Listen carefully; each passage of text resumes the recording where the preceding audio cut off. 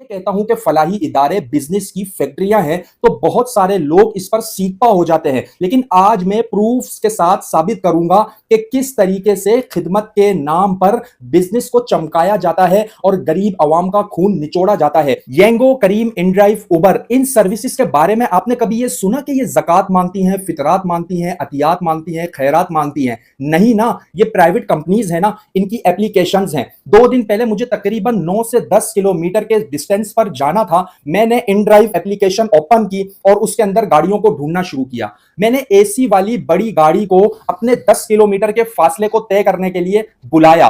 वहां पर एस्टीमेट जो पैसे लिखे हुए आ रहे थे वो 531 रुपए थे, जिस पर कोई ड्राइवर भी नहीं आया। उसके बाद 638 रुपए के एस्टीमेट में गाड़ियां मुझसे गाड़ी वाले ड्राइवर्स कनेक्ट होना शुरू हो गए।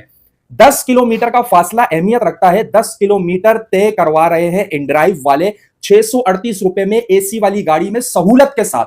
और दूसरी तरफ जब आप देखेंगे एम्बुलेंस सर्विसेज के जो ज़कात, फितरात, अतियात, सदकात फलाही इदारे जमा करते हैं और उन्हीं रकम से ये चलती हैं, तो आप देखेंगे 10 किलोमीटर के सफर के 3000, 2500, 2000 रुपए चार्ज किए जाते हैं। आप में से सुनने वाले बहुत सारे लोग इस बात से मुत्तफिक होंगे। आपका अपना एक्सपीरियंस रहा होगा, आपने किसी फलाही इदारे की किसी मजबूरी में एम्बुलेंस भी बुलवाई होगी, फिर उसके चार्जेस भी पे किए होंगे, और आप ही ने कभी जो है वो अपने लिए उबर, इनड्राइव, करीम, येंगो वगैरह की सर्विसेज को भी यूज किया होगा। येंगो वाले, करीम वाले, उबर वाले ये कभी भी अतियात, ज़कात, फितरात, खैरात, अतियात नहीं मांगते, जबकि 10 किलोमीटर के फासले का इनका किराया एसी वाली गाड़ी का 638 रुपए है। जबकि दूसरी जानिब जो दिन रात चंदे मांग मांग के आप देखें मुख्तलिफ जगहों पर, मुख्तलिफ चौकों पर, चौराहों पर, शाहराहों पर, सरकारी जगहों पर, फुटपाथों पर एक केबिन बना हुआ होगा, वो एम्बुलेंस पॉइंट होगा, और उस केबिन के साइज से बड़े पैनाफ्लेक्स वहां पर लगे होंगे कि जी अपने ज़कात, अतियात, सदकात, खैरात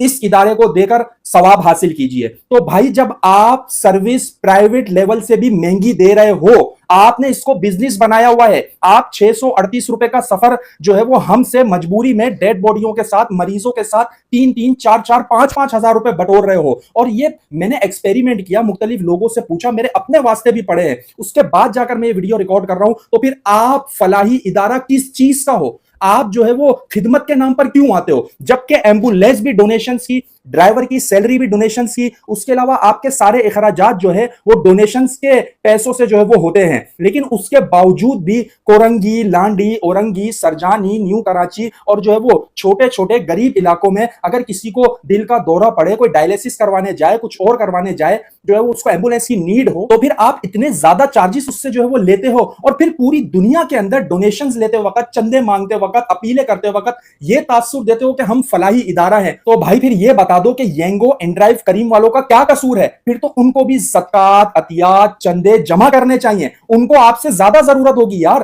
क्यों? क्योंकि येंगो के अंदर कंपनी भी अपना प्रॉफिट मार्जिन रख रही है। उस ड्राइवर, वो ड्राइवर के जिसकी 20-25 लाख रुपए की गाड़ी रोड पर सारा दिन चल रही है, जाहिर सी बात है ये भी एक इन्वेस्टमेंट है। तो 25 लाख लगाने के बाद वो इस रकम के अंदर हमारे 10-10 किलोमीटर का सफर तय करवा रहा है, और उसके बावजूद भी वो ये कह रहा है कि हाँ भाई मैं इसमें बचत कर रहा हूं, इसमें कमा रहा हूं। तो फिर हमें क्यों खिदमत के नाम पर जो है वो चूना लगाया जा रहा है? हमें क्यों खिदमत के नाम पर ये ढकोसले और मंजन दिए जाते हैं? और दूसरी जानिब तशहीर इस अंदाज में की जाती है कि जैसे सारे गरीब जो है वो इन्हीं के पैसों पर पल रहे हैं। प्राइवेट कंपनी से 3-3, 4-4, 5-5 गुना ज्यादा चार्जेस। आवाम से गुजारिश करूंगा, ये जेन्युइन इशू है, इसके ऊपर आवाज उठाएं, अपने अपने एक्सपीरियंसेस कमेंट सेक्शन में जरूर शेयर कीजिएगा और बताइएगा कि एम्बुलेंस और उसके अलावा ये प्राइवेट सर्विसेज, इनके दरमियान आपको क्या फर्क महसूस हुआ? क्या आप मेरी बातों से मुत्तफिक हैं? तो इस वीडियो पैगाम को इतना शेयर कीजिएगा कि ये एम्बुलेंसेस के चार्जेस खत्म करने पर फलाही इदारे मजबूर हो जाएं।